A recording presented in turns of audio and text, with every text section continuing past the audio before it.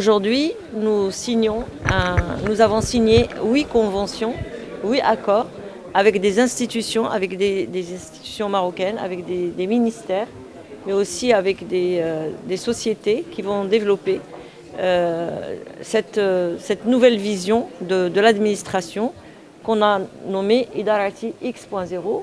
Ça veut dire quoi? Ça veut dire que nous allons mettre en place une méta-application qui va permettre à tous les citoyens d'interagir avec l'administration de façon souple, rapide, efficace, mais aussi de façon inclusive en intégrant des outils d'intelligence artificielle. Donc aujourd'hui, nous avons signé avec toutes les institutions un MOU qui va permettre à notre ministère de la Transition numérique d'accompagner ces institutions pour développer leur propre wallet.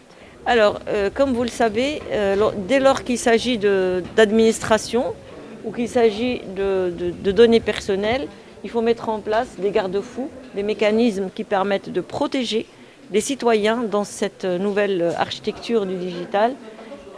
Comme vous le savez, nous avons par exemple signé avec la CNSS.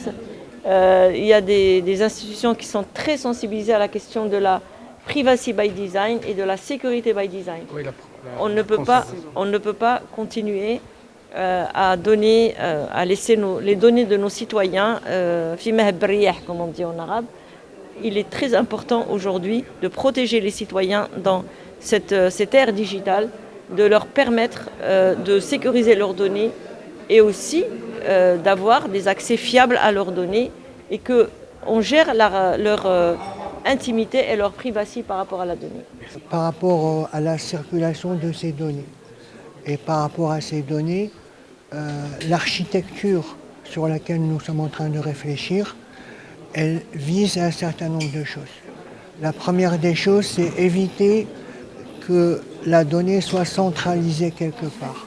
Parce qu'en cas de hacking, si toute la donnée est centralisée, toute la donnée va sortir. Donc c'est une architecture décentralisée qui est privilégiée.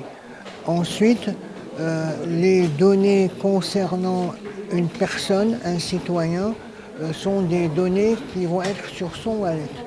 Et donc c'est lui qui va les porter et ce n'est pas un accès à distance qui va permettre de le faire.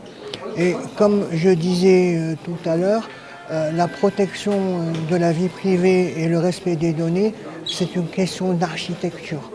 Et si cette architecture n'est pas respectée avec les concepts de privacy by design et de sécurité by design, on a des applications qui sont empilées et qui grossissent le risque de hacking et de diffusion et propagation de ces données. قبل ما تخرجوا ما تنساوش تضغطوا على زر الاشتراك وتفعلوا الجرس باش يوصلكم كل جديد ولو بخاس.